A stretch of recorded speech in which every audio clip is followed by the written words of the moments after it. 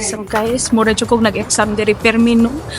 Lang kailangan jud ako og kape permanente, mga kadato kay ngano ang mga kemeling og mga Englishing dinha nga side day kung dili ka makatubag gwapa, dili jud ka mahimong gwapa day. Mahimong melon jud ang shake sa mga kemper. So kailangan jud mga kagwapa.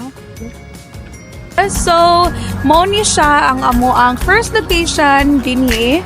We are right next to Starbucks and we are right next to Smoothie King. So, pasok po kayo. Ito po ang first location ng Brow Queen business natin.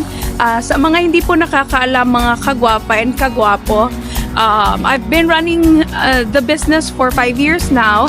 3 locations na po tayo all over North Carolina, USA. And this is one of our first location. Okay, so check this out.